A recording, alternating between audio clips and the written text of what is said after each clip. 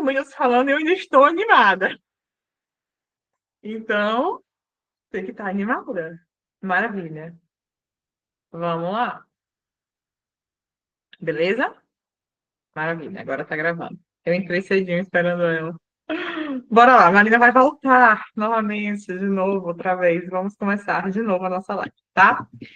Então, beleza. Tá sem vídeo mesmo? Ai, meu Deus, gente. Vocês estão me vendo? A Amanda falou que tá. Nelly, não me mate do coração. Não tô vendo, tô te vendo e te ouvindo, tô vendo. Nelly, deve ser aí. Faz assim, sai e entra de novo. Tá todo mundo falando aqui que tá vendo. Que pode ser um bug aí do Meet, tá? Pronto, todo mundo vendo.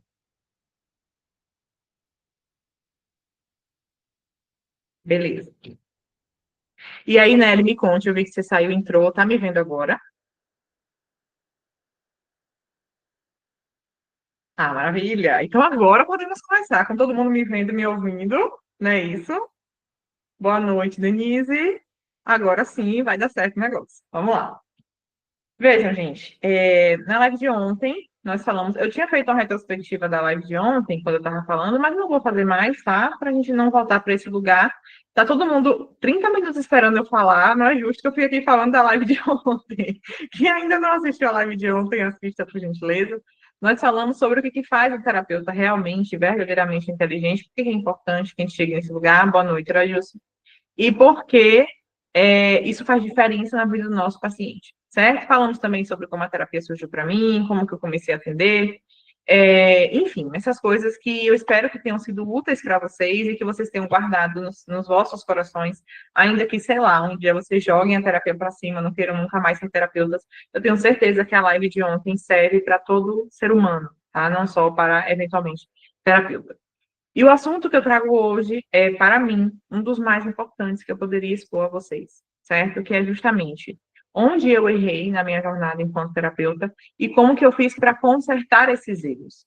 E a importância desse assunto, eu creio que seja autoevidente, né? Porque se vocês conseguem olhar para o que eu vou falar hoje e antecipar possíveis falhas de vocês, se vocês estiverem atentos para quando essas coisas aparecerem para vocês, olha, a Marina falou que isso aqui não dá bom. E que já que não dá bom, eu preciso fazer isso aqui. Com certeza, vocês vão conseguir solucionar esses erros antecipadamente e não vão ficar meses e meses e meses procurando soluções abstratas, ou pior, muitas vezes, sem ter até para quem perguntar, porque eu mesma passei muito por isso. Então, eu fiz muitos cursos e creio que muitos de vocês também. A gente fica meio que encurralado. Estou com uma dúvida aqui, para quem que eu pergunto? A gente não tem o WhatsApp dos donos dos cursos, tá? E essa foi a sensação que eu tive muitas vezes, infelizmente. Eu não tinha para quem perguntar. Então, atendendo há quase 3 anos e sendo mentora há quase 2 anos, eu percebo que, infelizmente, ou o terapeuta não percebe o que ele está fazendo de errado, num nível de consciência muito baixo, e acha que, sei lá, se o paciente não está aderindo, a culpa é do paciente. Gente, a culpa quase nunca é do paciente, tá? Se o paciente não adere, a culpa quase nunca é dele. Normalmente a culpa é do terapeuta. Desculpa dizer isso para vocês. A duras penas eu descobri isso. É claro que pode ser do paciente, ok? Você pode, se você fizer um exame de consciência e perceber que você está fazendo tudo que você precisaria fazer, que você sabe que é bom que você faça e não está funcionando, beleza. Mas normalmente a culpa é nossa, tá? E aí, aquele terapeuta que não percebe o que está fazendo de errado entra num looping quando o paciente não adere, ou então quando a terapia empaca. Vocês que atendem já tiveram aquela sensação de terapia empacada? Meu Deus, cheguei num ponto aqui que eu não sei mais para onde ir, eu não sei mais o que fazer. E agora? O que é que eu vou falar com esse paciente na sessão seguinte? Gente, conta para mim quem não passou por isso, pelo amor de Deus. Meu Deus, e agora? Não tenho o que fazer, não tenho ferramenta para ajudar esse paciente na próxima sessão, certo? Ou, beleza, você percebe que existe algo de errado, mas você não faz ideia de por onde começar, de como corrigir e de como fazer, de fato, uma terapia de excelência, certo? Pois é, Adilson, eu sei, eu já passei por isso também, é horrível mesmo. A gente se sente, em uma determinada medida, até impotente, tá? E uma coisa, gente, eu posso prometer a vocês. O que vocês aprenderão hoje aqui, em muitos aspectos, vocês nunca viram em lugar nenhum, inclusive em cursos pagos. Por que eu digo isso? Porque eu fiz 95% dos cursos de terapia do mercado. E nenhum deles conseguiu me ajudar nessas coisas que eu vou falar aqui para vocês hoje. Essas coisas, gente, foram dúvidas que apareceram para mim, para o meu intelecto, e eu me comprometi a saná-las, e mais do que isso, eu me comprometi a saná-las, dar nomes e trazer para ensinar para vocês, para que ninguém passe pelas coisas que eu também passei, tá bem? Então, tudo que eu vou falar aqui hoje são fruto de quase 3 anos de estudo, meditação, contemplação e prática. São pedras que eu encontrei no caminho e eu removi essas pedras com as minhas próprias mãos e agora eu estou aqui para trazer esse resultado para vocês, tá? Então, dito isso, vamos ao que interessa, vamos ao assunto, que se chama o seguinte: quais foram os principais erros que eu cometi e, mais importante, como que eu solucionei, tá? Primeiro erro, eu não conheço, de verdade, um só terapeuta que nunca tenha feito isso aqui. Não conheço. Pelo menos no início. E com certeza eu falo muito sobre isso. Com certeza quem é meu aluno já ouviu, quem vê meu Instagram já ouviu também, que é palestrar para o paciente. Quem ainda não atende, para quem ainda não atende, o que é que significa isso? É quando você vem na mentoria da Marina, escuta a Marina falar de um assunto de antropologia, de metafísica, acha bacana, acha legal, e você vai lá para o setting terapêutico e você comunica para o paciente isso que você aprendeu da forma que você aprendeu. Isso é muito comum em pessoas que acabaram de descobrir a verdade, acabaram de descobrir uma coisa maravilhosa. Em pessoas recém-convertidas.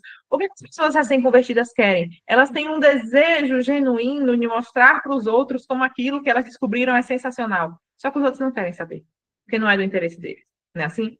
Então, eu me lembro que uma vez eu fiz uma supervisão com um terapeuta, que ele falou para mim: olha, Marina, eu atendia uma moça, uma médica, que ela procrastinava, e procrastinando, ela não sabia mais o que fazer, ela me procura, e na última sessão eu senti que eu perdi ela, porque ela me olhou com aquele olhar assim, sabe, meio abstrato, meio o que é que eu tô fazendo aqui? E eu perguntei para ele por quê, o que estava acontecendo, né? Ele falou, não, porque eu virei para ela, né, diante da inércia que ela estava, e eu falei assim, fulana, nada pode obstruir a sua vontade a não ser você mesma. Você não percebe que você é uma força causal no mundo? Isso é palestrar para o paciente.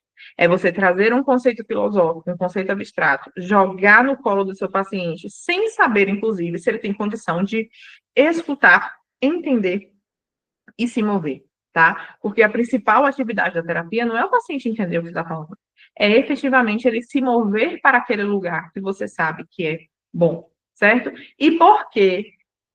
Um asterisco aqui importante, que eu falei no presencial. Isso não quer dizer que você nunca pode palestrar para o paciente. Em hipótese nenhuma. Não é isso. Mas a questão é a seguinte: 99,9% dos pacientes vão chegar no setting terapêutico com a concupiscência na dianteira. Se o paciente está com concupiscência na dianteira, o que é que ele quer? Prazer, prazer, prazer. Quando a dor aparece, ele rechaça, certo? Ele quer os bens deleitáveis. É isso que o concupiscível deseja. Esse é o objeto do concupiscível. Então, nesse momento, a inteligência do paciente não está atuando na sua máxima potência. Lembram que ontem eu falei para vocês que a inteligência não é capaz de atuar num domínio que está cheio de dopamina? É assim que chega a maioria dos nossos pacientes, com vícios, com dopamina lá em cima, com ansiedade.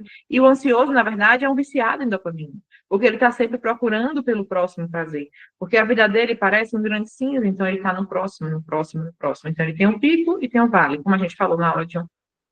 Então, gente, quando o paciente chega, por exemplo, deixa eu ver uma situação em que você pode palestrar para o paciente que não tem problema. Quando é um paciente de oitava camada. Paciente de oitava camada, ele chega com uma interrogação no coração, que é a seguinte: eu ratifico ou eu retifico?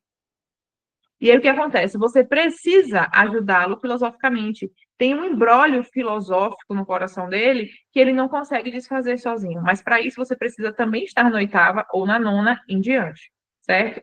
Então, assim, isso vai acontecer vez na vida, vez na morte. Vocês concordam comigo? A grande maioria dos pacientes vão chegar desordenados, com concupiscência ligada, sem saber o que é a vida, sem saber o que é uma pessoa, sem saber o que é um filho, sem saber o que é um marido, sem saber nada do que é a realidade, tá? Então, imagine que tem uma concupiscência procurando o bem e você entrega a verdade. Eu estou procurando o bem e você entrega a verdade. Gente, não tem como o paciente aderir. É absolutamente impossível, tá? Então, não dá para a gente palestrar com o paciente justamente por causa disso. Não dá para a gente ficar explicando como as coisas funcionam, porque o paciente não vai se mover. Ele pode até concordar, mas ele não vai se mover, certo? Então, em um dado momento, atendendo e explicando as coisas para o paciente, porque era o único jeito que eu sabia fazer, porque é o único jeito que ensinam para gente, eu comecei a perceber que estava errado. Só que, qual era o problema? Eu não fazia a mínima ideia de como é que fazia o certo. E eu olhava para aquilo ali e eu dizia, eu não consigo conceber que os excelentes terapeutas do mercado palestram para os pacientes. Existe algo que dá para fazer que eu ainda não sei o que é. E aí, gente, a coisa começou a mudar para mim, a brilhar para mim, no primeiro evento presencial do qual eu participei, em janeiro de 2023. No evento, o terapeuta atendeu alguém ao vivo. E eu me lembro que fomos eu, meu marido e minha filha, eles ficaram no hotel do lado, que eu ia lá no hotel amamentar minha filha, tinha 1 ano e pouquinho na época. Não tinha nem 1 ano, tinha uns 8, 9 meses. E eu cheguei no hotel no domingo à noite, eu me lembro claramente, falando com meu marido, em êxtase. Eu dizia, amor, você não tem noção do que eu vi hoje. A percepção que eu tinha, ele atendeu a pessoa lá, ele não explicou nada, ele só atendeu. Mas eu assistia e a percepção que eu tinha era de que ele fazia as perguntas sabendo o que o paciente ia responder de antemão. Vocês conseguem perceber a sutileza? Olha, eu vislumbro o final antecipadamente, mas eu ainda não posso te entregar o final porque você não está pronto. Que era a intuição que eu tinha. Parece que eu não posso derramar no paciente as coisas. Eu acredito que por ter ouvido que você precisa de inteligência e conhecimento para conduzir a vontade, eu achei algumas vezes que ajudar o paciente na inteligência e no conhecimento era palestrar. Não necessariamente, né? Então, se o paciente está com a inteligência ligada, tá tudo bem. Por quê? Porque eu falei para vocês ontem, a vontade é o apetite intelectivo. Ela é escrava da inteligência. Se a inteligência contempla, a verdade vai atrás.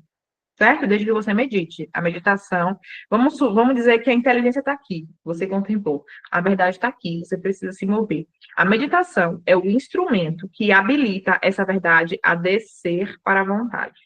Você medita, medita, medita, medita, medita, medita, medita, até que essa verdade entra no seu coração, e quando entra no seu coração, você sente um desejo inequívoco de se mover. Parece que não existe mais nada no mundo, só a sua vontade de aderir àquela verdade. É uma coisa maravilhosa. Tá? Então, isso não é palestrar. Palestrar é quando você fala sobre as verdades incríveis e universais para um paciente que só quer comer um balde de brigadeiro. Não faz o mínimo sentido. Certo? Beleza. Aí eu ouço o terapeuta voltando, eu falo, meu Deus, parece que ele visualizou o final, ele visualizou para onde que o paciente tem que ir. O paciente ainda não tem condição de perceber isso, e ele começa a fazer perguntas dentro do que o paciente conhece, para que o paciente responda, e ele vá caminhando para aquele lugar sozinho. E quando ele vai respondendo, ele vai se escutando, e quando ele vai se escutando, ele vai participando de um processo de autoconsciência, que é o paciente saber o que ele sabe, porque, gente, muitas vezes vocês sabem de algo que vocês não sabem que vocês sabem. Vocês já tiveram essa sensação? Imagina que nunca te perguntaram X coisa. E de repente eu viro para a Amanda e falo assim, Amanda, sabe tal coisa? Você fala, Marina, boa pergunta, eu nunca pensei nisso. Eu preciso de 10 minutos para pensar. Ela pensa e me responde. E às vezes ela se assusta com a resposta que ela me deu, porque ela não fazia ideia de que ela sabia disso. Só que para ela usar o conhecimento, para ela dispor de um conhecimento, ela precisa saber do que ela sabe. E isso é um processo de autoconsciência. A terapia é um processo de autoconsciência. É o paciente ali, através da sinceridade, com o intermédio do terapeuta, trazendo à tona aquelas coisas que ele sabe, para nesse processo de autoconsciência, ele melhorar a ponto de ele evoluir na autoconsciência e chegar na autoconsciência ontológica.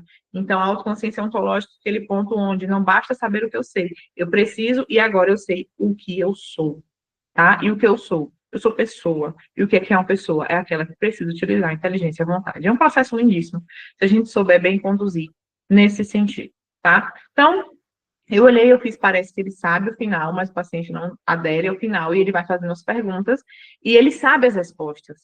Como que ele sabe as respostas? Porque ele já entendeu qual é a forma que o paciente enxerga o mundo. Então, ele pergunta meio que rodeando, ele pergunta meio que sabendo, para conduzir o paciente para aquele lugar, para o paciente ter a sensação equivocada de que ele concluiu sozinho. Mas ele não concluiu sozinho, tinha um terapeuta ali, fazendo as perguntas certas diante daquela coisa que o paciente conhecia. tá? E eu fiquei absolutamente maravilhada nesse dia e eu comecei a meditar sobre isso todos os dias. Eu ainda não sabia como fazer, eu tinha só uma intuição de que talvez o caminho fosse aquele, mas não fazia a mínima ideia de como que eu via o final, como que eu fazia as perguntas, eu não entendia coisa alguma. E aí eu continuei com isso na cabeça, meditando, e algum tempo depois eu assisti um curso. E nesse curso, perguntaram assim para o professor, como que dá para conciliar a vontade de Deus com o nosso livre-arbítrio? Pergunta cabulosa, que até a teologia tem dificuldade de responder precisamente.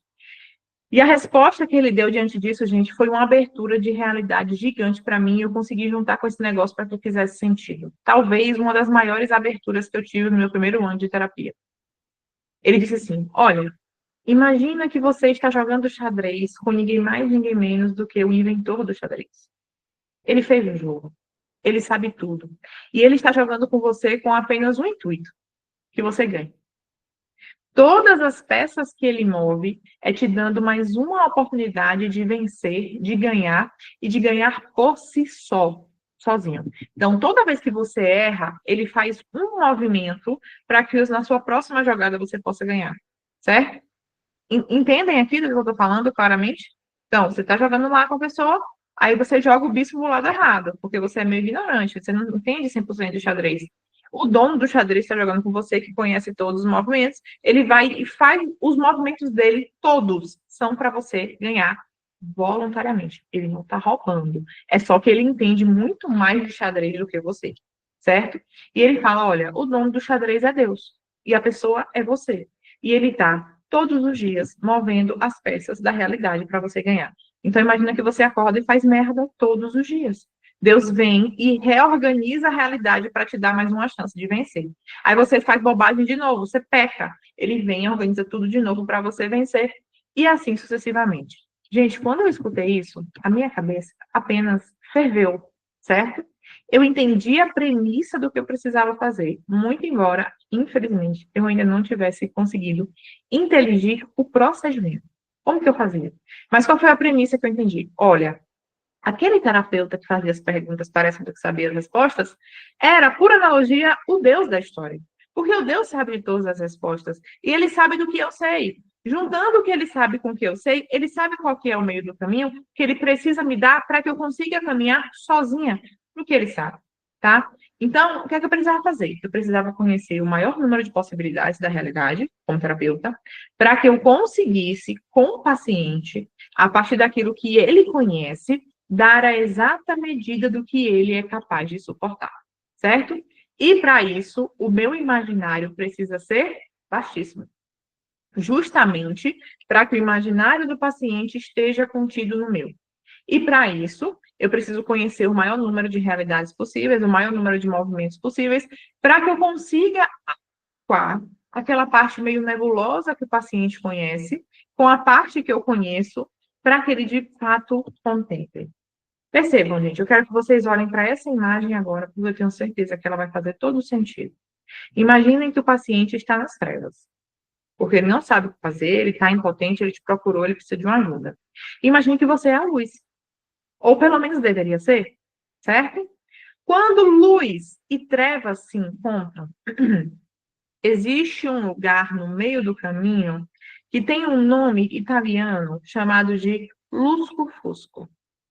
Esse lugar do meio do caminho, o lusco-fusco, é uma zona nebulosa. Não é nem 100% luz e nem 100% trevas, tá? É nesse meio do caminho que o paciente te diz sim. É nesse meio do caminho que o paciente decide que você é a pessoa que vai guiá-lo nesse processo. E você só consegue fazer isso se você der um aparato para que o paciente consiga sozinho contemplar as mesmas coisas que você contemplou. Não adianta você entregar suas contemplações para ele. Não adianta você dizer que ele é uma força causal. O que adianta é o seguinte: supondo que a verdade tenha três faces, qualquer verdade tenha três faces, você, terapeuta, precisa conhecer as três. Por quê? Porque cada uma das pessoas vai conhecer uma porcentagem dessa verdade. Todo mundo conhece uma parte da verdade, mas deixa ela meio que como um Frankenstein. meio cheio de coisas em lugares apartados e diferentes, certo? Então, assim, se eu conheço toda a verdade em todos os ângulos possíveis e o paciente conhece só uma parte, eu olho para aquela pequena parte que ele conhece, eu olho para a forma como que ele enxerga o mundo, eu olho para o repertório dele e, a partir disso, olhando para todas essas coisas, eu entrego para ele, de uma forma que ele é capaz de compreender, a parte da verdade que faltava naquilo que ele enxergava dentro do repertório dele, para que aquela verdade íntegra brilhe para ele e ele diga: sim, agora eu quero caminhar. É isso que um terapeuta precisa fazer. Ele não pode palestrar no paciente. E essa zona de lusco-fusco, ela é tão importante que é justamente, gente, aquela zona, digamos assim, vamos lá. Sabe a fé? Muitas pessoas acham que a fé é uma coisa sem pé nem cabeça, que você acredita sem ter nem porquê. Isso é falso. A fé é constituída 95% de razão. Para que algo faça sentido para mim, para que eu possa aderir, para dar o meu sim inequívoco, a minha razão precisa aderir primeiro. É claro que existe um elemento incognoscível, existe um elemento escondido na fé, que eu só adiro e digo sim porque sim, como, por exemplo, Marina, você acredita que Maria morreu virgem? Acredito. Isso é um preceito de fé. A igreja disse que morreu virgem, então acredito. Prova. Eu respondo, não tenho como provar, porque esse é um preceito de fé. Como que você é capaz de saber com tanta veemência algo que não dá para provar? Isso é fé, certo? Mas para que a fé exista, a razão precisa aderir em grande substância. Então, para eu dar um exemplo que eu tenho certeza que todos vocês vão entender aqui do lusco-fusco. Imagina que Maria estava lá na casa dela, sem fazer a mínima ideia que ela ia ser a mãe do verbo. Chega o anjo e desce, e diz: Ave, cheia de graça, tu serás mãe do Redentor. Maria não entendeu nada. Maria fez: Eu, Maria, aqui de Nazaré, não estou entendendo. E ele explica que sim, ela. O que é que a Maria pergunta? Anjo, como se dará isso se eu sou virgem? Nunca conheci homem algum. Gente, isso não é a Maria duvidando. A Maria nunca duvidou. Isso é a razão da Maria tentando encontrar o mínimo elemento razoável para a fé dele. A fé nunca é sozinha, só a fé. A fé precisa de um preceito racional para aderir, certo? Quando ela pergunta isso para o anjo responde: o Espírito Santo descerá sobre ti e te fará mãe do Altíssimo. Não precisa de relação sexual. Aí ela falou: o que ela responde depois? Eis aqui a escrava do Senhor, faça-se em mim conforme a vossa vontade. Então, essa resposta tão forte de fé só é possível porque a razão dela foi capaz de conceber como que ela poderia ser mãe do Redentor se ela nunca tinha encontrado homem algum de forma sexual, de forma carnal, certo? Então, transporta agora para a terapia. Dentro da terapia, o paciente ele precisa do mínimo indício racional para dizer sim para você. O paciente ele vai ter uma fé em você. E por fé, gente, o que é fé? Fé é você acreditar em algo que você não consegue ver, porque tem algo que você já dá conta de ver que faz sentido. E isso só acontece quando você está diante de uma testemunha fidedigna. O que é uma testemunha fidedigna? É alguém no qual você confia. Ninguém aqui tem fé em quem não confia. Não dá. Não tem como. Certo? Então, para isso, nós precisamos fazer essa operação. Entrar nessa zona de lusco-fusco, que é essa zona nebulosa, que não é 100% razão, nem 100% fé, mas tem uma parte de razão. O paciente precisa aderir para ele dizer: ok, terapeuta, entendi, você tem razão, e agora eu vou caminhar contigo. Certo? E nesse momento, quando você entrega para ele o resto da verdade que ele precisa enxergar, para de fato fazer sentido e adequar, ele para de só concordar com você. Quando você não faz isso aqui, gente, o paciente está lá falando filosofias mil, o paciente faz aham, aham, aham. Ele até concorda, até faz sentido, mas percebam, falei para vocês que a vontade é escrava da inteligência. A vontade do paciente não é escrava da inteligência de vocês. A vontade do paciente é escrava da inteligência dele. Então, a inteligência dele precisa do aparato para contemplar as mesmas coisas que vocês contemplaram. E é por isso, e só por isso, que todo esse processo faz sentido. Certo? Então, foi justamente olhando para essas coisas que aqui nasceu o segundo pilar do meu método. Eu tenho um método chamado Lumen, né, que tem 3 pilares. E o segundo pilar se chama exclusividade, onde eu falo onde eu ensino aos alunos a como fazer o paciente se mover a partir daquilo que ele conhece, dando para ele a exata medida do que ele precisa para que ele possa caminhar. E esse pilar é ancorado no discurso poético, vou explicar, no conhecimento por intuição, vou explicar, e na misericórdia. Certo? Discurso poético, conhecimento por intuição, misericórdia.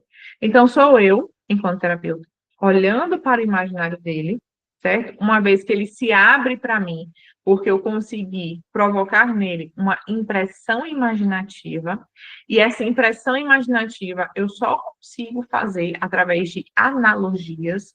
Vocês já conseguiram perceber a força de uma analogia? O que a analogia faz? A analogia faz quem está embaixo subir. Analogia quer dizer ligar por cima.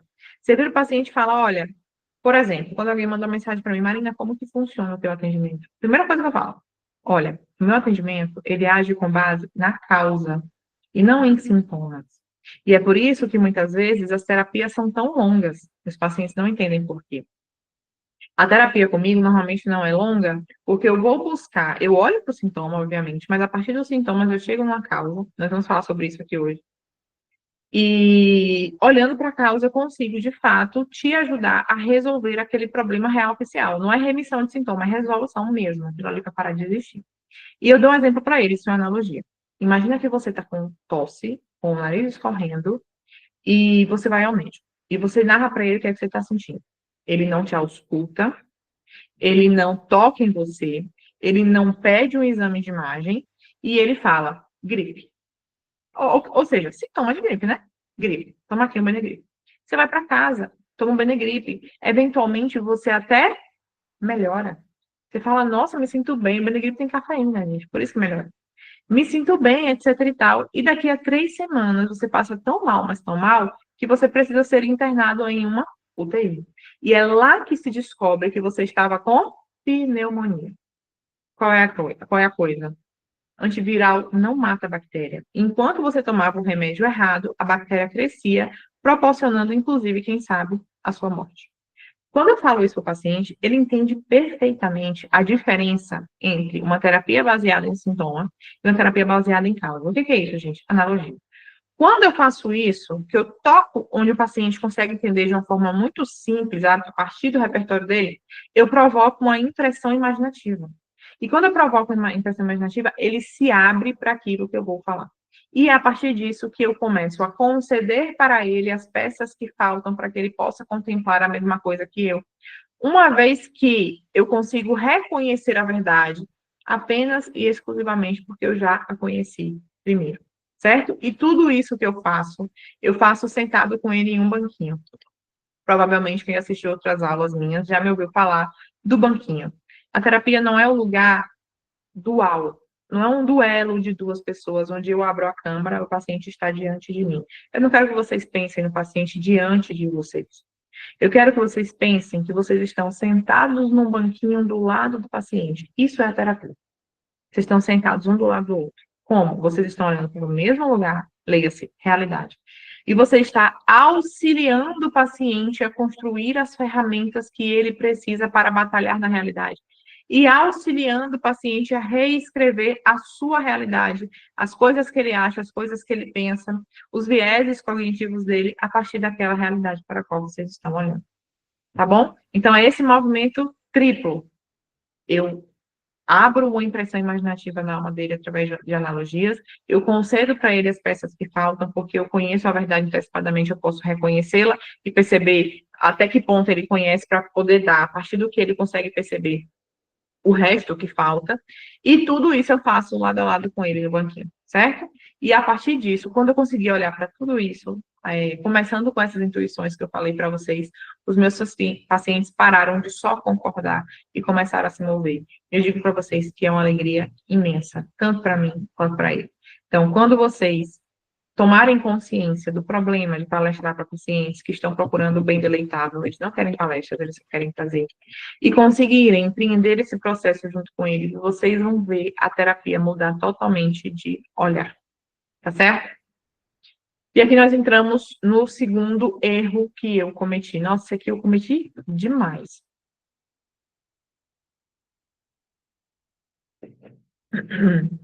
Foi o seguinte: querer levar o paciente para o lugar que eu acho melhor. Que é um baita problema, gente. Um baita problema. Vejam, como o terapeuta que se relaciona com verdade descobriu coisas maravilhosas, ele acha que ele tem que comunicar isso para o paciente e fazer o paciente caminhar para esse lugar. Então, por exemplo, grande parte das pessoas do mercado vão querer empreender uma restauração de casamento a qualquer custo, porque se disse que todo casamento precisa ser restaurado, você tem que servir, você precisa dizer sim, você precisa batalhar, você precisa morrer lutando, tá? A Marina, pessoa aqui, ó, entre parênteses, gigante, o meu achismo, a Marina não concorda com isso. Eu não acho que todo casamento tem que ser restaurado. A primeira coisa que eu preciso aferir dentro do set terapêutico é o que o meu paciente quer fazer. Porque não adianta eu receber um paciente estraçalhado, com o psicológico acabado, por 30 anos de casamento dificílimo. É cruel eu chegar para ele e dizer: você tem que servir, você precisa lutar. Mas, Marina, eu não dou conta. Eu não quero. Mas me falaram que tem que ser assim.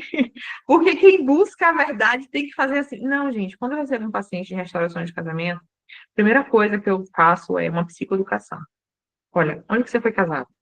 Ou foi no cartório, ou foi como protestante, ou foi como católico, enfim. E aí, dependendo das regras, das leis desse lugar onde ele casou, aí eu vou conversar com ele.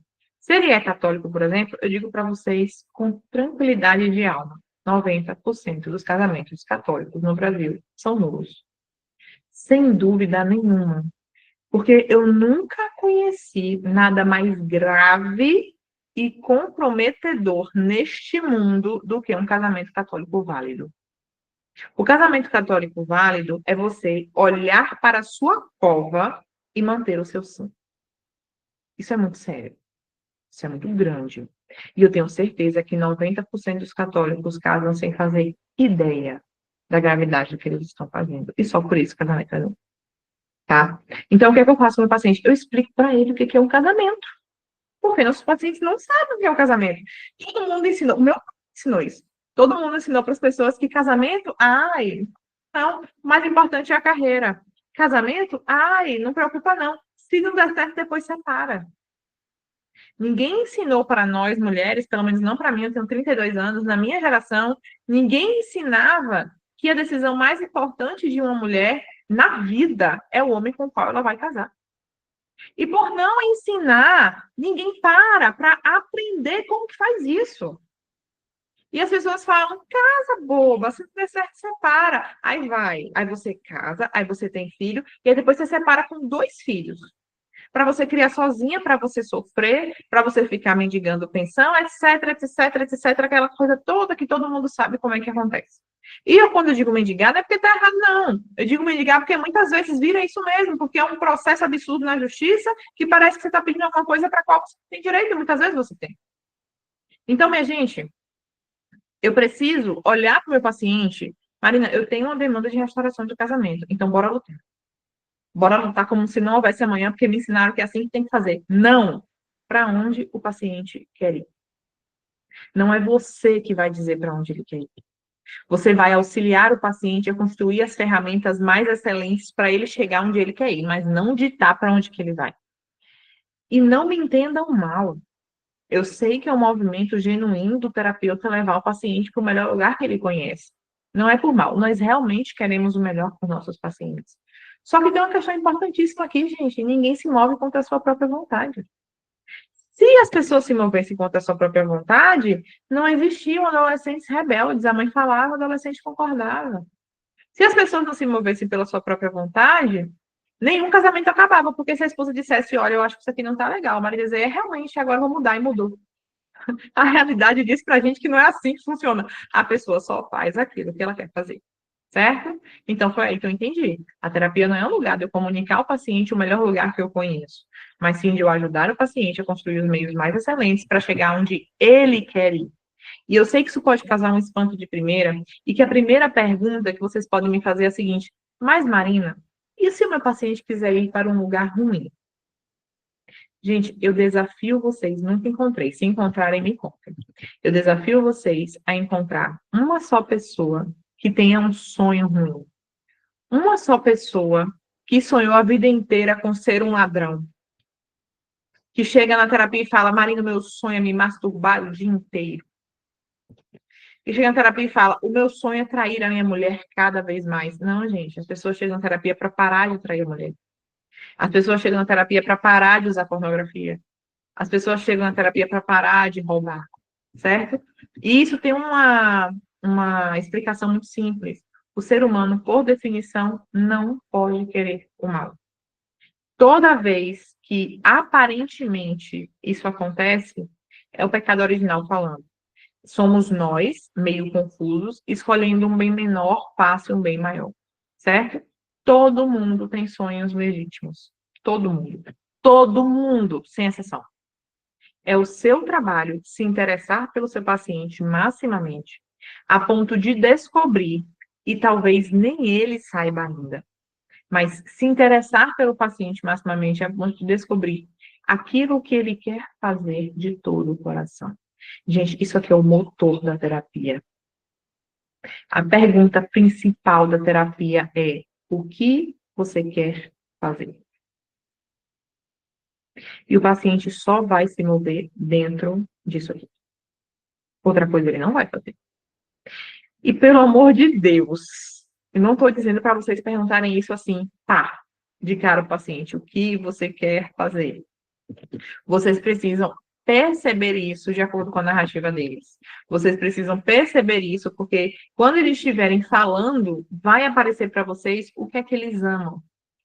E quando nós queremos algo tão verdadeiramente, nós ultrapassamos qualquer obstáculo para conseguir. Certo? Então, é nesse sentido que o terapeuta sempre vai ser um mediador. Eu falo para os meus alunos que o terapeuta ele tem uma posição quase que passiva. Ele ajuda o paciente com os instrumentos mais adequados para que o paciente faça aquilo que ele quer fazer, se ordene no caminho. E o terapeuta ele vai vibrar a cada conquista e vai reerguer o paciente a cada fracasso. É para isso que o terapeuta serve, não para dizer ao paciente, você tem que ir. Porque o paciente já escutou, você tem que ir muitas vezes na vida por muitas pessoas diferentes. Você não pode ser mais um, certo? Senão não vai. Então, o que você quer fazer? Essa deve ser uma pergunta norteadora dentro da terapia. Não se esqueçam, porque eu demorei pelo menos 1 ano e meio para discutir isso, tá? Terceiro erro que eu cometi. Aqui eu errei feio, errei rude. Desconsiderar o passado do paciente. Por que eu fiz isso? Porque eu estava na efervescência do trabalho, seja forte, sirva, não enche o saco. Achava maravilhoso isso. Eu falava, é isso que o paciente tem que fazer, ele tem que ir para frente, ele tem que desconsiderar tudo que ele viveu lá atrás. E eu preciso auxiliá-lo a se mover, a ir para cima. Eu não vou ficar. Eu tinha tanto medo de cair na vala da psicanálise, eu não vou ficar como psicanalista tentando trazer a mãe, o pai, o tio, a avó, a sogra, a tataraneta. Eu não vou fazer isso. Eu vou levar o paciente para frente, eu vou levar o paciente a ser alguém melhor a partir daquelas coisas que ele deve fazer, certo? Então eu achava que eu não precisava retornar à história do paciente para ajudá-lo. E coitada de mim, né, minha gente? Porque o que eu pensava era o seguinte: se eu fizer isso, isso vai retroalimentar o vitimismo do paciente, vai prendê-lo no passado, e a minha função é levar o paciente para frente, não para trás, tá? Só que aí o que foi que eu percebi? Eu percebi que eu precisava entender a cosmovisão do paciente para conseguir operar o pilar da exclusividade que eu falei para vocês e dar ao paciente a exata medida do que ele precisava para conseguir contemplar sozinho as mesmas realidades que eu. E nesse momento eu vi a grande besteira que eu estava fazendo, porque eu não conseguia fazer isso se eu não conhecesse o passado do paciente que estava diante de mim. Porque, gente, a cada pessoa que vocês conhecem, se eu conhecer a Amanda agora, eu só vou saber quem é a Amanda a partir do passado dela. Porque a Amanda é um compilado de vivências. É um compilado das coisas que ela viu, ouviu, contemplou, pensou, sentiu. Então, eu não tenho como, de fato, auxiliar alguém, conhecer alguém. E olha, gente, às vezes eu falo assim, vocês precisam conhecer o paciente de vocês. E talvez, só talvez, eu vou me resguardar aqui, fique parecendo que conhecer seja fazer uma boa anamnese. Não é isso. O paciente só melhora quando ele sente que você quer que ele melhore. Ah, Marina, eu quero que o meu paciente melhore. Não sei se quer, tá? Nada pessoal. Não sei. Você pensa no seu paciente fora da sessão? Quando você toma banho, você lembra do seu paciente? Você olha para aquele prontuário, você olha para aquele procedimento terapêutico? Você ora. Você que tem religião, você ora pelo seu paciente? Você conversa sobre o seu paciente com o seu marido? Gente, a gente precisa querer de todo o coração que aquela pessoa diante de nós melhore. E não é só a melhora genérica. A gente precisa que aquela pessoa diante de nós se eleve a tal ponto que ele seja um ser humano excelente. E ele não vai conseguir fazer isso sem amor.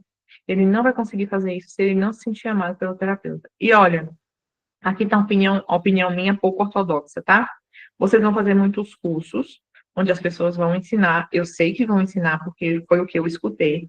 Você precisa manter uma distância do paciente. Não deixe o paciente ficar viciado em te mandar mensagem, não deixe o paciente ficar perguntando coisa para você o tempo inteiro. O paciente precisa conseguir andar com seus próprios pés. Claro que não, Heloísa, de jeito nenhum. Gente, eu sou uma partidária da esperança, o nome do meio é Esperança, eu sempre acho que dá para ser bom.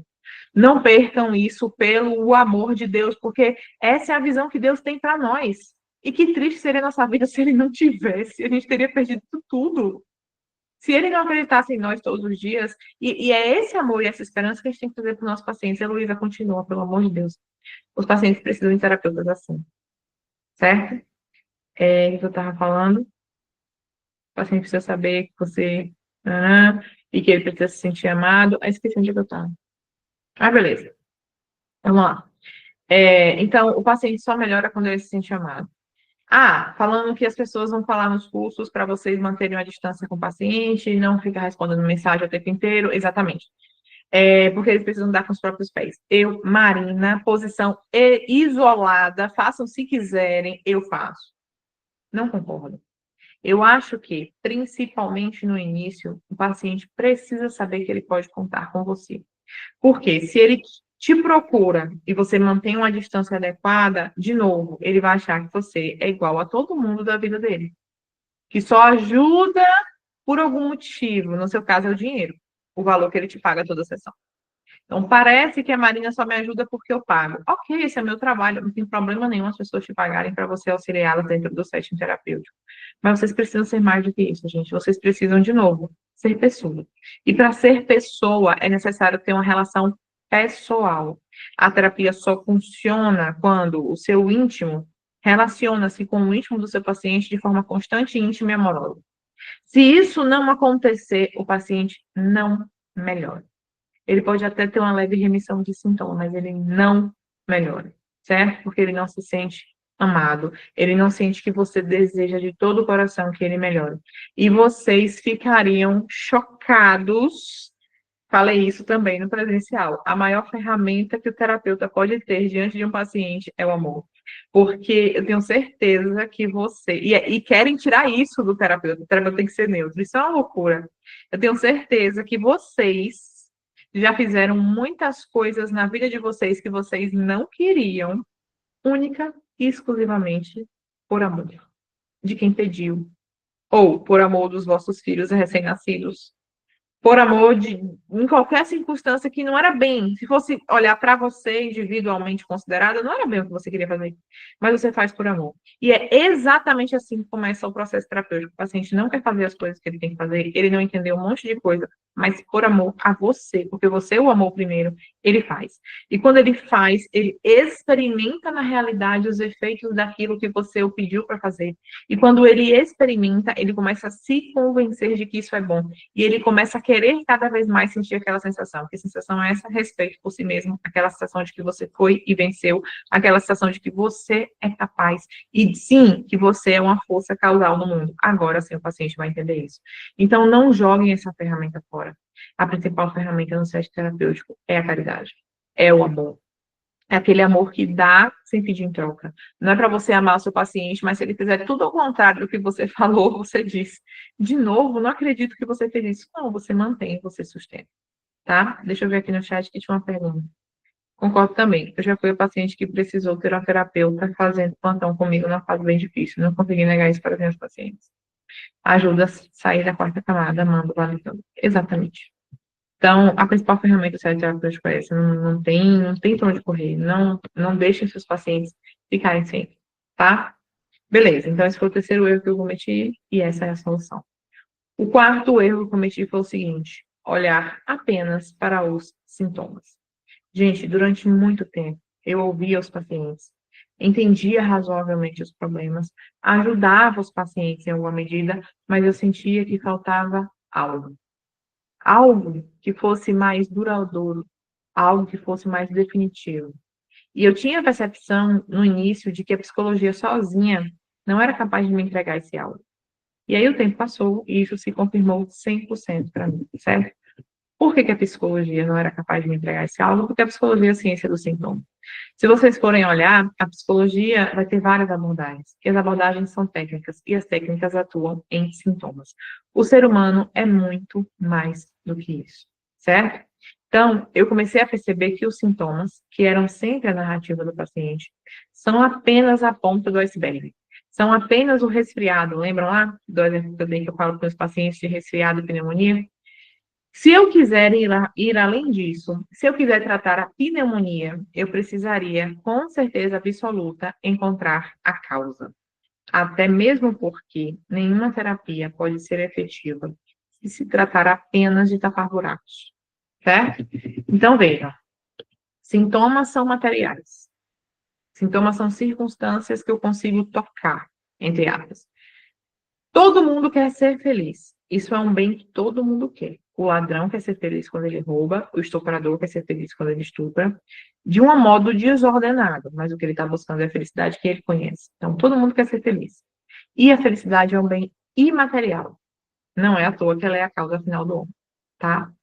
Então, após essas minhas percepções, eu comecei a procurar soluções. Estudando metafísica, eu descobri que sintomas e acidentes, sintomas não, perdão, substâncias e acidentes são análogos perfeitos de sintomas e causas. E substâncias e acidentes fazem parte do assunto da metafísica. E aí, eu descobri que a causa, assim como a substância, só é perceptível à inteligência. Olha aqui de novo a importância de ser um terapeuta inteligente. Se você não for um terapeuta inteligente, você vai ficar chafurdando no sintoma, você nunca vai conseguir tocar na causa.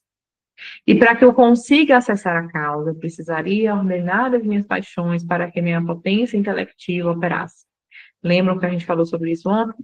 E como as minhas paixões estão alojadas em meus apetites, o concupiscível e o irascível, eu precisaria dominá-los, dominar o concupiscível e o irascível para inteligir, certo? Mas como que eu faço isso? Falamos sobre isso ontem também, utilizando duas virtudes capazes de ordená-los: a castidade, da temperança, e a paciência, da fortaleza.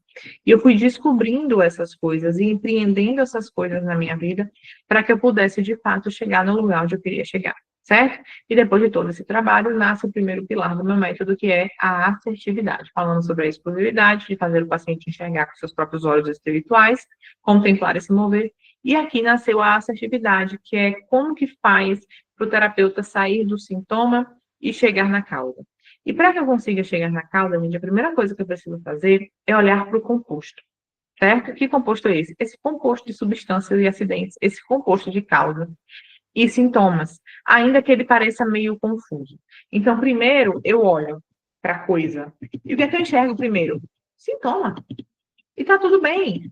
Os sintomas, não é que os sintomas são desimportantes. Maria não está falando para vocês pegarem o sintoma e jogar no lixo. Eu estou falando para vocês não pararem no sintoma. Eu estou falando para que vocês ordenem um sintoma em vista de algo que é a causa deles e que faz com que eles existam. Eles são só um acidente, eles não são a substância mesma da coisa. Então, eu olho para o composto e eu enxergo primeiro o que? Sintoma. Do sintoma, eu caminho e chego na causa. Quando a causa se ilumina, ela irradia luz novamente para o sintoma, e daí eu volto para o sintoma confirmando a causa, certo? É isso que um terapeuta inteligente precisa fazer. E eu só consigo fazer isso se eu puder exercer uma coisa sensacional, imprescindível e difícil. Olha, gente, aqui é difícil, eu preciso falar para vocês toda a verdade. Isso aqui é muito difícil. Talvez a gente empreenda a nossa vida inteira esforços para isso e não conseguimos fazer isso 100%. Marina, por que eu vou fazer então? Porque quanto mais você conseguir fazer, mais longe você vai chegar. Então, dá para chegar em algum lugar. Pode ser que você não chegue no total, mas dá para chegar em algum lugar. E essa coisa sensacional se chama contemplação amorosa. Vocês já ouviram falar em contemplação amorosa?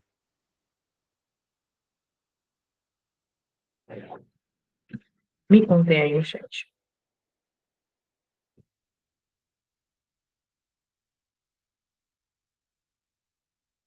Ninguém disse nada. Vou considerar que não. O que é contemplação amorosa? Olhem só isso aqui. Sério, eu quero que, se vocês não quiserem ouvir nada do que eu disse, ouçam isso aqui e durmam com isso aqui no coração. Contemplação amorosa é a seguinte coisa. É uma aceitação desejosa do objeto. Vamos lá. O que quer dizer aceitar o objeto? Aceitar quer dizer respeitar a integridade dele. Não projetar nada no objeto enquanto você está conhecendo, tá? O objeto, fruto do conhecimento, digamos assim. Eu estou conhecendo a Amanda. E para que eu conheça a Amanda 100%, ou seja, para que a minha atividade intelectiva, voltamos para a inteligência de novo, seja 100%, eu preciso aceitar a Amanda. E aceitar quer dizer que eu respeito a integridade dela. Eu não projeto nada nela. Não projeto expectativa, não projeto o que eu gostaria que ela fosse, não projeto as coisas que passam pela minha cabeça. Eu só aceito o que a Amanda é. Eu não acrescento nada na Amanda e também não tiro. Certo? Essa é a parte da aceitação. Falei que a contemplação amorosa é uma aceitação desejosa. Isso é aceitar. Mas a gente viu aqui que é um plus. Não é só aceitar, mas é também desejar. Desejar o quê? Que a Amanda seja exatamente como ela é. Então, nós temos aqui uma plena aceitação respeitosa, que não é somente passiva, não é só aceitei e ok, certo? Porque se eu faço isso, o objeto ele pode desaparecer do meu círculo de consciência. A contemplação amorosa, ela tem que ser, ao contrário, uma aceitação desejosa. É um desejo ativo de que a coisa continue sendo o que ela é, que ela permaneça existindo por si mesma e sendo de fato o que ela foi feita para ser, certo? Então não é só um respeito diante daquela coisa, mas é também um desejo profundo de que ela seja o que ela é. Marina, por que isso faz tanta diferença? Porque, gente, todos os problemas da vida de vocês acontecem por conta de um negócio chamado expectativa. Quanto mais expectativa a gente tem, mais desapartado da realidade a gente está.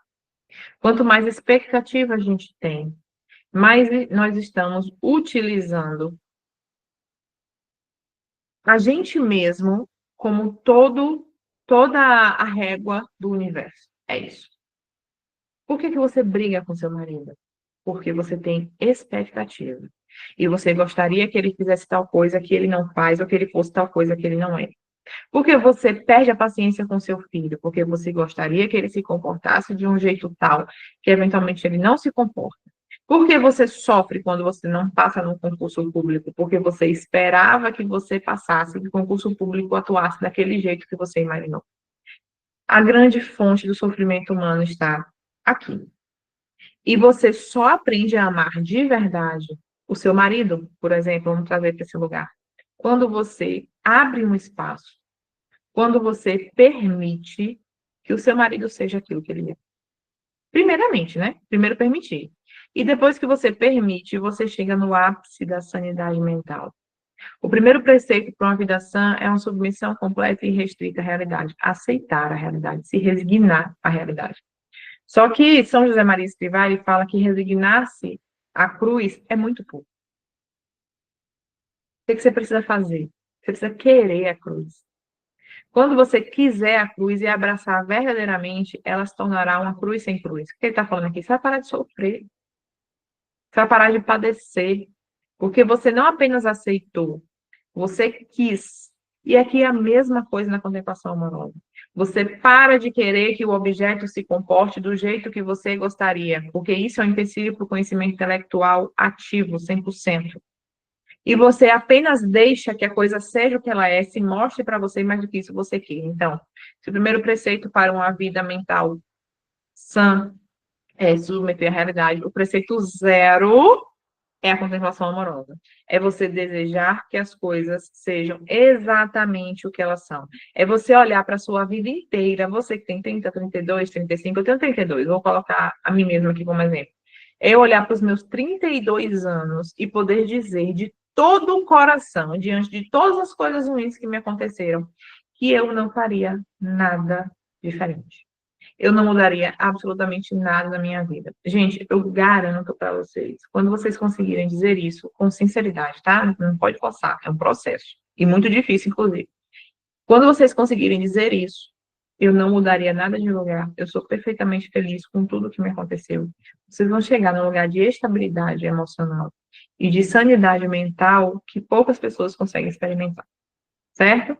Então, se a realidade tem uma gramática, se é possível a nós que possamos ler a realidade, é só a contemplação amorosa que nos habilita para lê-la sempre, sempre. Tá bem? E aí nós caminhamos para o quinto e penúltimo erro. Contar a verdade. Professora, como comunicar a verdade ao paciente difícil? Ele fala a sua história, suas frustrações, você entende que é ele que está errado e não o outro. E todo o resto do mundo. Espero que não esteja fugindo também. Não, Iradio, você não está fugindo do assunto. Inclusive, isso aqui entra no palestrar para o paciente, porque contar a verdade para o paciente, provavelmente alguém já contou. Alguém já falou para ele que ele está errado, alguém já falou para ele que ele é difícil, alguém já falou para ele que ele é uma pessoa que ninguém se agrada muito de estar perto, sabe? E a nossa função não é contar a verdade para ele, a não ser que ele seja um paciente com intelecto funcionando. A nossa função é fazer ele caminhar. Fazer ele caminhar a ponto de que ele consiga vislumbrar sozinho que ele está errado. Esse é o pulo do gato da boa terapia. A boa terapia não impõe nada. A boa terapia não obriga a nada. A boa terapia não traz um discurso pré-pronto.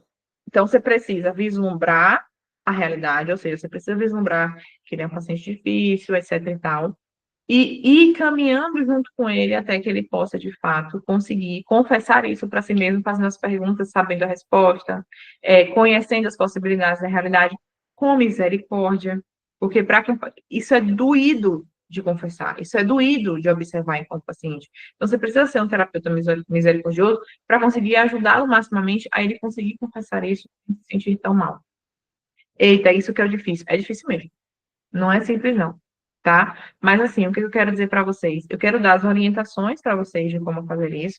Não quer dizer que vocês vão sair daqui hoje sabendo fazer isso loucamente, mas eu tenho certeza que se vocês voltam para essa aula, refletem, tirem uma coisa dessa de cada vez para empreender. Não tenta fazer tudo de vez. Ah, Marina, percebi que eu estou errando em tudo. Eu vou fazer tudo de vez. Não faz isso, vai dar ruim. Primeiro eu vou fazer isso aqui. E fica ali. E fica ali, até você conseguir vislumbrar como é que você faz. Porque o jeito da Marina não vai ser o jeito de vocês. O que eu estou entregando aqui para vocês hoje é uma forma, certo? É uma forma abstrativizada que vai servir para todo mundo. Mas o jeito de entender isso dentro do setting terapêutico vai ser muito próprio de cada um de vocês. E isso que é bonito. E é isso que vai fazer a terapia de vocês brilhar. E é isso que vai fazer o paciente querer fazer com você e não com outra pessoa. Tá? O que eu quero dizer para vocês é o seguinte: é possível, gente, o processo terapêutico. Por que eu digo que é difícil? Porque é artesanal mesmo. Tem que ir, voltar, perceber, puxar, contemplar, voltar. É complicado mesmo. Refrear os seus impulsos de querer resolver tudo rápido. Porque isso também é muito comum no terapeuta iniciante. Ele quer resolver tudo rápido, ele fica afoito, ele fica roubado. Eu não entendi ainda qual é a causa do problema do paciente. Calma! Não quer dizer que você vai atender, que você vai entender em 2 ou 3 sessões.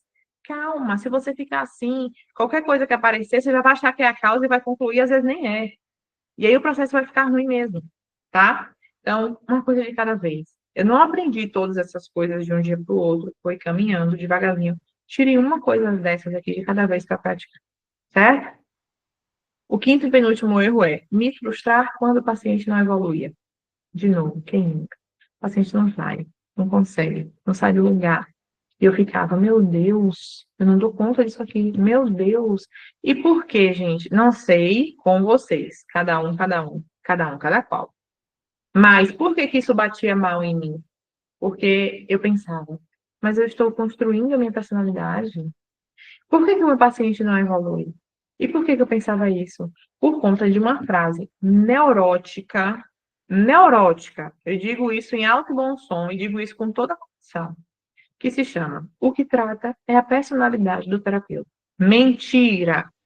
Isso é muito mentira. O que trata não é a sua personalidade. Se você pensar assim, você vai crer que você é capaz, desde que você seja um sujeito maduro, espiritualizado, sua personalidade esteja se fazendo no mundo, vai parecer que você consegue dar conta de qualquer demanda.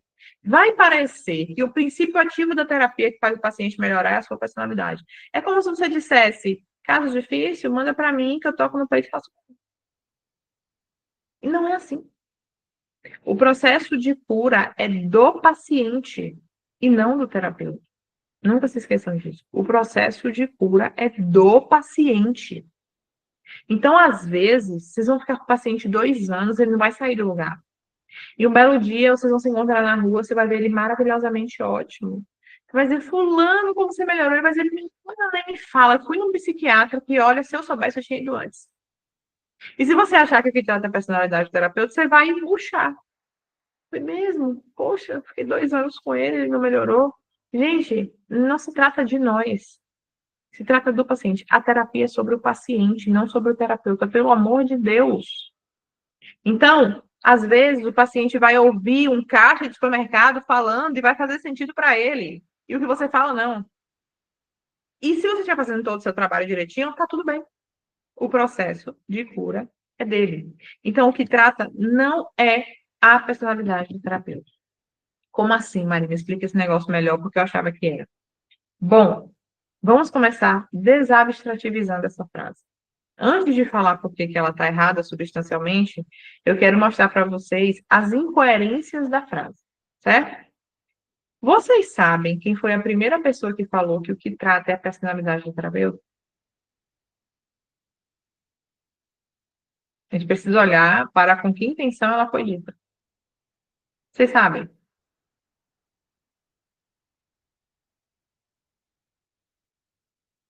Não, ninguém disse nada. Deixa eu ver aqui no chat. Beleza. Primeira pessoa Primeira pessoa que falou essa frase, que trata a personalidade do terapeuta, não foi o Victor. Foi o Victor Frankl, tá? Psicólogo austríaco, fundador da logoterapia, que, a propósito, de fato, tinha uma grande personalidade. Indiscutível. Mas essa frase, o que trata a personalidade do terapeuta, é original dele? Será que ele não bebeu de algum lugar? Será que ele não teve uma inspiração para poder dizer isso? Essa frase não é original do Frankl. O professor Olavo de Carvalho, atribui essa frase, a frase original, na verdade, ele atribui a frase original ao Goethe. E o Goethe dizia assim: a maior força do mundo é a força da personalidade humana. Essa é a frase original. Aí o Frankl vem e adequa a terapia, tá? Então, a frase original é: a maior força do mundo é a força da personalidade humana. Quem era o Goethe? Isso aqui. Isso aqui vocês precisam saber. O Gandhi era um sujeito que dizia que o sujeito genial é aquela pessoa que inventa a própria profissão. As obras do Gandhi estavam carregadas de individualismo, subjetivismo, idealismo, culto à liberdade indistinta. Me diga uma coisa: individualismo, subjetivismo, idealismo. Essas são características que nós, que estamos buscando atuar dentro de uma terapia, bebendo da tradição aristotélico-tomista, deveríamos seguir? Isso são valores que nós deveríamos seguir? Não, né? Então, bora parar de reproduzir? Porque não faz sentido. Dentro da nossa circunstância faz sentido, dentro da circunstância do Goethe. Mas dentro da nossa circunstância não faz sentido. A gente precisa tomar muito cuidado com frases soltas, gente, frases de efeito. E é o que mais tem no Instagram, frases soltas de efeito. E a gente acredita, não olha para a realidade real e concreta da qual essa frase emanou, e aí a coisa não dá boa, tá? As palavras possuem, de fato, um significado abstrato, mas também um significado bastante concreto, que é muito mais importante. E por isso que o que é dito depende muito da situação em que é dito e de quem fala aquela coisa, certo?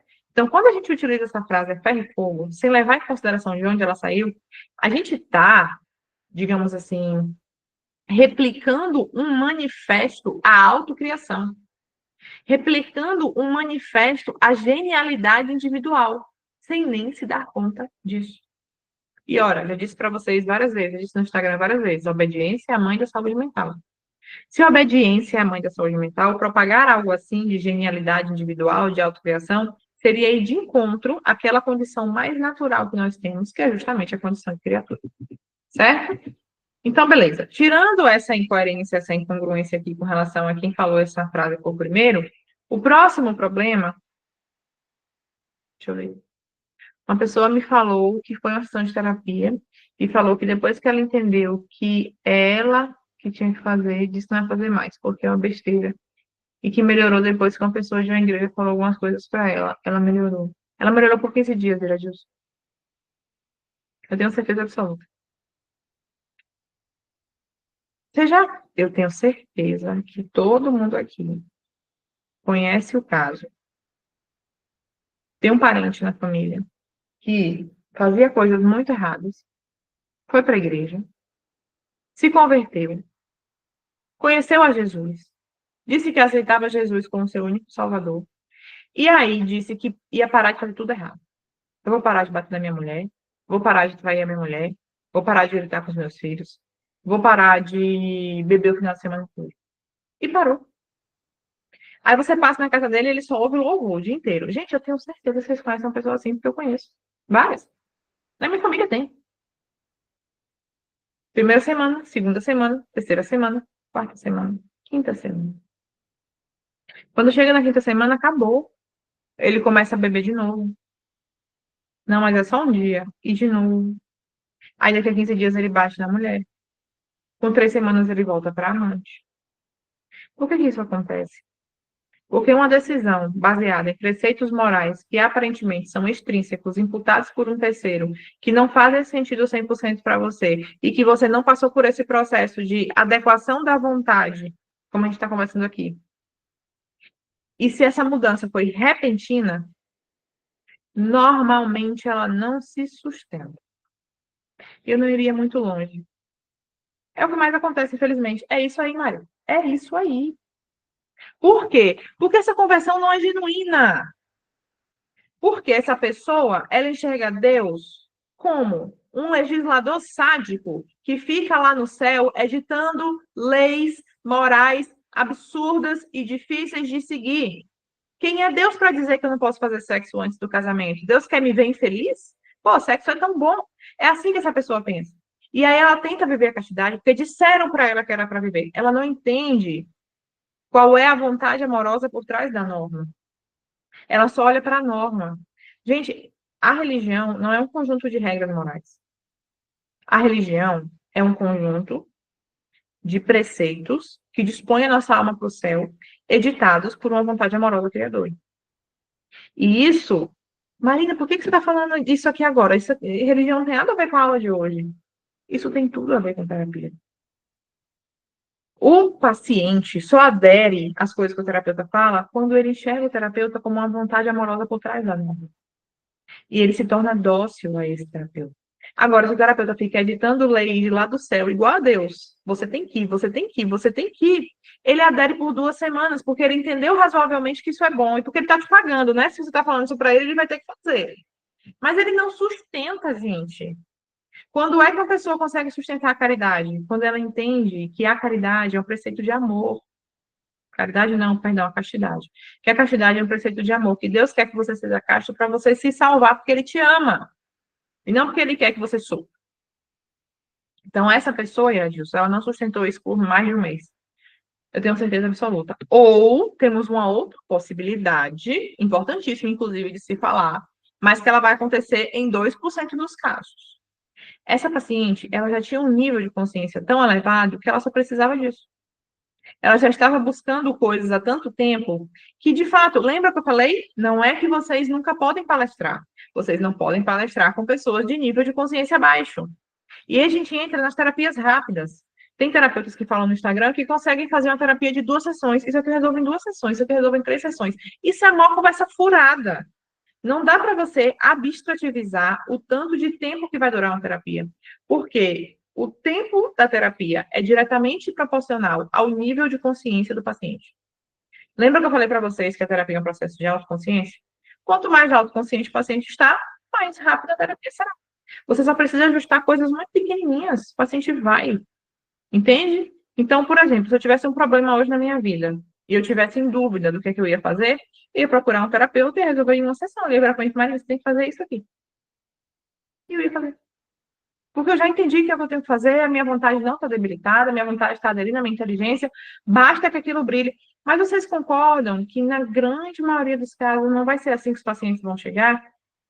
Eu digo aos meus alunos, alguns que ainda têm receio de começar a atender, Marina, e se chegar um caso difícil? Eu falo, olha, eu pensava a mesma coisa. Gente, 90% dos casos é assim. Eu faço faculdade de quê? Eu estou traindo minha mulher, preciso parar. Eu não sei o que eu quero da minha vida não tem sentido. Tá tudo desordenado, tudo bagunçado. A grande maioria, gente, é disso aqui. Vai aparecer um caso ou outro mais complexo? Vai, mas são menos, são muito menores. Por quê? Porque as pessoas hoje estão vivendo uma época de absoluta desordem. E eu tenho certeza que essa absoluta desordem vocês sabem minimamente resolver. Porque senão vocês não estavam aqui ouvindo isso que eu estou falando para vocês. Quem está aqui já entendeu alguma coisa. No mínimo, eu tenho certeza. Porque o meu público é um público que já entendeu alguma coisa. Por que eu digo isso para vocês? Não estou falando bem de mim, não. Eu estou falando o seguinte: um público que escuta, ser terapeuta é difícil, tem que ter vida espiritual. Não pode jogar no colo do paciente a verdade, tem que ir construindo junto com ele. E continua aqui me ouvindo. É um público que está afim de fazer o certo, gente. Esses são vocês.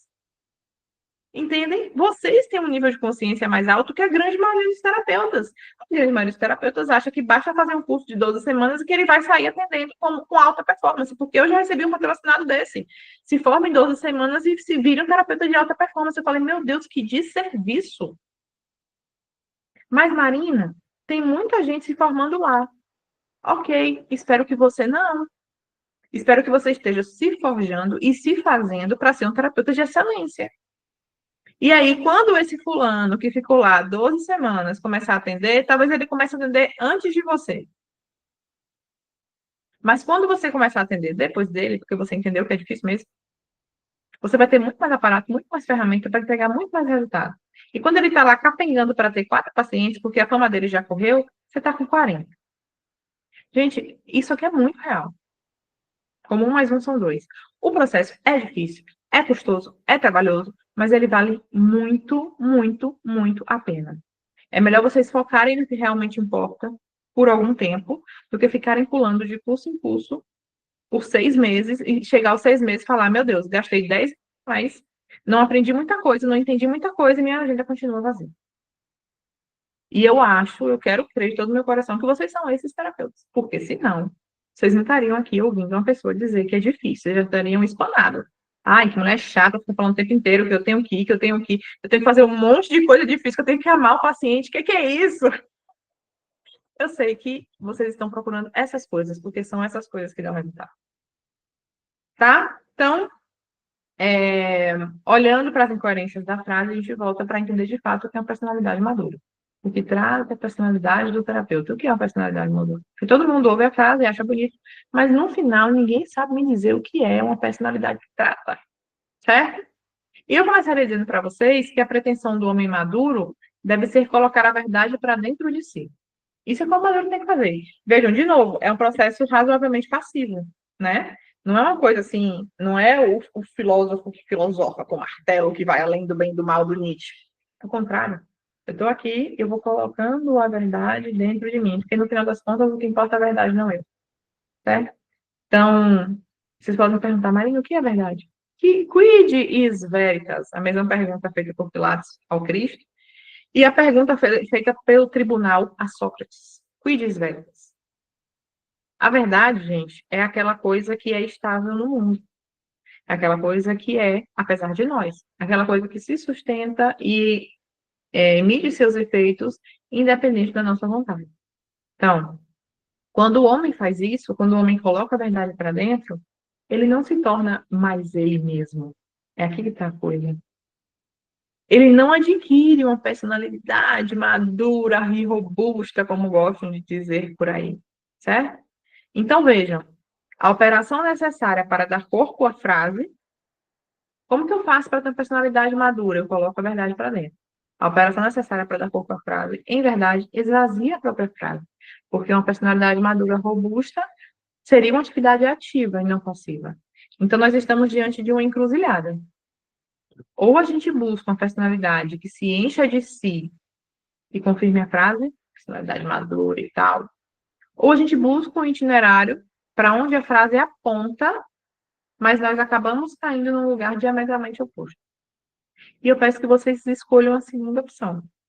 E vocês escolham a segunda opção seguindo um padrão. Mas que padrão é esse? Vocês podem me perguntar. Vejam, a psicologia moderna e as correntes da psicologia moderna não nos conferem um padrão de homem são, um padrão de homem feliz, certo? Quando a pessoa está fazendo uma terapia com a abordagem da psicologia contemporânea, ela não sabe se ela está no caminho certo. Ela não sabe onde que está indicado o padrão de normalidade humana naquela abordagem. Ela não sabe com base em que ela toma decisões. Ela toma decisões com base na efemeridade das suas sensações, com base nas suas funções mais fortes, mais baixas, com base na minha consciência livre, com base no comportamento pré-condicionado.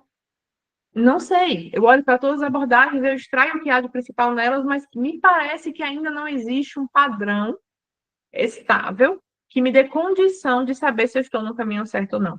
Certo? Então, fora do único modelo possível de homem que a gente pode olhar, não existe possibilidade do homem ser bom.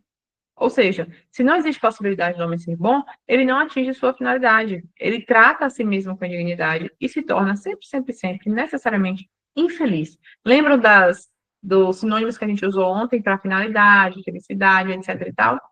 Então tá, eu percebi esse problema. E eu pensei, tá, eu devo me esvaziar de mim. Não se trata de construir a minha personalidade, se trata de me esvaziar de mim e colocar a verdade para dentro. Mas, que verdade é essa? O que eu coloco para dentro? E aí a gente entra nas quatro causas de Aristóteles, tá? Nós temos a causa material do homem, que é carne e osso. Nós temos a causa formal, que são as sete faculdades humanas, né?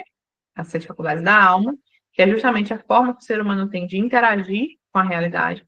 Nós temos a causa eficiente, que é aquela que fez o homem, que é Deus, e coloca a finalidade naquilo que ele fez, ou seja, é sempre necessário um ser para que eu seja, é sempre necessário Deus para que a criatura se faça. E nós temos a causa final. A causa final do homem, gente, a finalidade do homem é dizer eu sou, se diferenciando maximamente.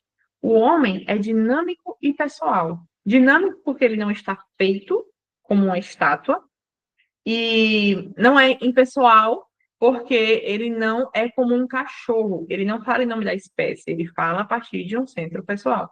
Existe algo vivo e dinâmico na causa eficiente do homem, que faz com que o homem sempre possa dizer eu, que faz com que o homem sempre possa dizer eu sou, e consiga cumprir a sua finalidade de ser um microcosmos, de carregar todas as coisas dentro de si, igual a gente falou na aula de ontem. E isso aqui que eu acabei de dizer para vocês é o que as religiões costumam chamar de graça. A graça é um princípio de causa eficiente daquele que te criou e que é um eu sou maior do que você. Então, vejam, é necessário um ser para que eu seja. Percebam que ser e seja estão ligados pelo mesmo verbo. A origem do homem no mundo tem um ser. E esse homem entra no mundo para que ele seja. Então, são dois verbos semelhantes, mas totalmente transformadas pelas vicissitudes do mundo, incorporadas no eu através das faculdades. Então, tudo isso está unido num círculo. Eu fui criado para ser, e no início, o seja já estava lá. Então, no final das contas, o homem só consegue atingir a sua finalidade se ele articula a graça com a sua composição pessoal. E igual a gente falou na live de ontem. Vejam como todas as coisas começam a fazer sentido e como esses problemas que eu estou trazendo para vocês só podem ser resolvidos por um terapeuta inteligente, porque nós precisamos da utilização da nossa essência para que nós cheguemos a ser aquilo que a gente é, e não só aquilo que a gente é, mas aquilo que a gente deve ser, tá? E a graça só entra na minha vida se eu tenho um relacionamento íntimo e pessoal com Deus. Voltamos para a necessidade da vida espiritual. E essa interação íntima e pessoal só acontece quando o que é próprio de uma coisa interage com o que é próprio de outra coisa de modo constante e íntimo. Eu e Deus interagimos através das nossas essências de modo constante e íntimo e igualzinho. Eu e o paciente precisamos interagir de modo constante e íntimo a partir das nossas essências. Tá? E, por fim, prometo que é o último erro que eu cometi, que eu queria explicar para vocês, ensinar para vocês como fazer, é que ou alguns terapeutas diziam que o primeiro atendimento serve para fazer anamnese, ou alguns terapeutas diziam que o primeiro atendimento serve para trazer esperança. De uma forma ou de outra, eu não sabia direito como fazer isso, tá? Fazer anamnese era até razoavelmente simples, mas às vezes eu me perdi nas perguntas.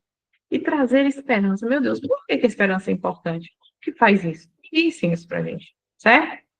Primeiro, a esperança é importante, a gente consegue fazer isso reescrevendo a narrativa do paciente. Então, ele vai trazer uma narrativa enviesada, uma narrativa neurótica, a gente vai reescrevendo essa narrativa, principalmente nos casos do paciente de quarta camada, onde o afeto está acima da razão, a razão muito incipiente, muito pouco desenvolvida, você vai abstrativizando aquelas coisas, aqueles problemas, aqueles sofrimentos que o paciente vai trazendo, levando para um lugar sem tanto sentimento do paciente, concluindo com ele uma premissa, trazendo para aquele lugar inicial e fazendo com que ele se ate à realidade nesse sentido. E a partir desse momento, enquanto você age como a razão do paciente, porque a dele é incipiente, e faz essas elucubrações, e consegue construir essas premissas e trazer para esse lugar, o paciente vai aprendendo como fazer isso, e aí aprendendo, ele começa a desenvolver sua racionalidade, ao ponto de que ela consegue chegar do lado da afetividade, depois sobrepor a afetividade, certo? E nesse momento, o paciente vai percebendo que a realidade é boa, porque a grande maioria dos nossos pacientes em sofrimento acham que a realidade é má e que faz eles sofrerem, a culpa é da realidade, não deles. Quando eles começam a perceber que a realidade é boa, eles se tornam dóceis à realidade, parece que é boa. Ninguém é dócil a algo que parece ruim. Parece que é boa, então agora eu vou começar a me submeter com a ajuda do meu terapeuta. E aí a coisa desenrola, certo? E é por isso que só o terapeuta inteligente consegue entregar esperança, porque somente o terapeuta inteligente conhece a verdade. E a verdade é também um bem. Falamos sobre isso. Ser e bem, eles possuem uma unidade transcendental. O objeto da inteligência é a verdade, o objeto da vontade é o bem. No entanto, o objeto é o mesmo. A inteligência extrai a verdade e entrega para a vontade que recebe como um bem. Então, como a esperança é ativada pela espera do bem futuro, aqui está um dos segredos da terapia excelente, certo? Então, enquanto nós formos o terapeuta que fala sobre o problema, tentando encontrar solução para o problema, ou que começa as sessões sempre perguntando: e aí, fulano, como foi sua semana? Você conseguiu fazer aquelas coisas que nós combinamos? E o paciente não conseguiu porque ele não adere, ele fica frustrado. Você fica frustrado porque o paciente não fez as coisas que você falou, que você sabe que são boas, e a terapia não caminha. Enquanto você for esse terapeuta, o seu paciente não vai melhorar. Então, vejam só, o motor da vida humana é o bem futuro. Ninguém se move para resolver um problema. As pessoas se movem para alcançar um bem. Percebem a diferença gigante aqui? Ai, eu tenho que resolver um problema, que saco, vou ficar aqui assistindo Netflix. Ah, eu quero alcançar um bem. Olha que coisa maravilhosa. Eu vou me mover para conseguir fazer algo de bom e não para consertar algo ruim. E é nesse sentido que eu sempre digo, com licença poética, claro, que ninguém é preguiçoso. A pessoa só não descobriu ainda o que move ela de todo o coração. Então, aqui existe uma diferença abissal. O terapeuta que só pergunta como vão as coisas e olha para o problema, ele fica dando voltas ao redor da queixa. E é esse terapeuta que vai experimentar uma sensação de terapia empacada. O que você precisa fazer enquanto terapeuta inteligente é voltar o olhar do paciente para algo maior, algo que ele queira buscar, algo que dê sentido à vida dele. Se você fica rodando ao redor do problema, nada se resolve. Mas se você abre o paciente a uma parcela da realidade onde tem algo maior, ele começa a caminhar para algo maior, de modo que esses problemas muitas vezes se resolvem automaticamente. De verdade, eu não estou mentindo para vocês, certo? E isso acontece, gente, eu gostaria muito que vocês tivessem essa percepção a respeito do paciente. Isso acontece porque o seu paciente é muito mais do que um operário que ajusta um parafuso, fica ali só resolvendo probleminhas. O seu paciente é um construtor que viabiliza grandes obras. Ele é capaz de grandes coisas. Vocês imaginam lá a Bela com a fera? A Bela se coloca diante da fera e não sabe o que fazer e ama a fera. E a Bela só recebe um príncipe porque ela foi capaz de amar a fera e de enxergar a potência que a fera poderia ter, mesmo antes de que ela conseguisse ter chegado. Certo? Então, o que o paciente precisa é de alguém que enxergue ele assim, que consiga olhar para a miséria dele de hoje e vislumbrar de forma virtual, porém muito real e concreta, quem ele pode ser. E esteja ali. Esteja ali com ele, não apenas para apertar parafusos, mas também para construir grandes máquinas. Faz parte da habilidade de um bom terapeuta ser capaz de vislumbrar quem o paciente pode ser e conseguir buscar ferramentas reais e concretas para que o paciente consiga chegar a vir a ser, certo? E é por isso que a esperança está sempre ligada à força e à ação. Qualquer intervenção que foque no problema vai deixar o seu paciente fraco, encurralado e frustrado. Quando você chega para alguém para narrar um problema, o que é que você prefere ouvir? Alternativa 1. Olha, fulano, você está errado nisso, nisso, nisso, e essa é a solução. Alternativa 2. Só ouve e faz. Para onde que você quer ir? O que é que você quer fazer? Onde você quer chegar? Estou aqui contigo. Eu estou aqui contigo. A gente vai construir as ferramentas, a gente vai andar esse mundo inteiro procurando. E mais do que isso, eu estou muito empolgado para a gente fazer isso. Esse tem que ser o estado de espírito do bom terapeuta, certo? Por favor, eu quero fazer um pedido para vocês. Não se contentem com a mediocridade. De mediocridade, o mercado está cheio. Eu não quero mais que vocês sejam só terapeutas excelentes. Eu não quero mais que vocês sejam só terapeutas inteligentes. Eu quero que vocês sejam terapeutas excepcionais. Eu quero dizer para vocês que vocês podem totalmente contar comigo para isso. Tá bom? Então, esses foram 6 principais erros que eu cometi, como eu os consertei e como é importante que nós sejamos terapeutas inteligentes para isso. Vocês têm alguma dúvida? Me contem aqui nos comentários.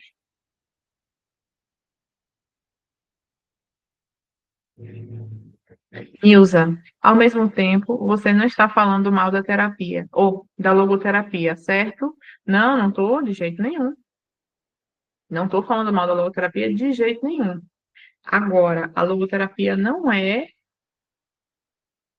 a maravilhosidade que a gente pensa, tá? E sobre isso eu tenho uma aula no YouTube. Quem tiver interesse em assistir, o nome dela é Frank estava quase certo. Não, isso é o que está escrito na foto. O nome dela é A Logoterapia não é a melhor corrente da psicologia. Assistam essa aula, porque às vezes a gente acha que a logoterapia é maravilhosa porque Frank fala de espírito, mas o espírito de Frank não é o espírito que a gente sabe que existe, tá? E o Franco, ele tem algumas imprecisões antropológicas em virtude da cosmovisão dele. O Franco é uma pessoa sensacional, a logoterapia é maravilhosa, mas ela é menos do que a gente pensa que ela é, tá? Mas eu sou fã do Franco, total. Você vai disponibilizar a aula gravada? Sim, gente, a aula vai estar no YouTube igual a outra, só que aí provavelmente vai demorar um pouquinho, porque tem que pegar essa aula aqui, baixar, colocar no YouTube. Quando a gente faz ao vivo lá, já fica lá. Mas aí deu aquele problema, né? Enfim. Beleza? Então é isto. Amanhã eu vou contar para vocês qual é o roteiro de 6 passos pelos quais vocês precisam passar. É um roteiro ativador da inteligência para serem verdadeiramente inteligentes. E vamos ter a abertura da 5ª turma da mentoria com condições especialíssimas para os primeiros que adquirirem. Tá bom? Espero vê-los lá às 20 horas. Um beijo e até amanhã.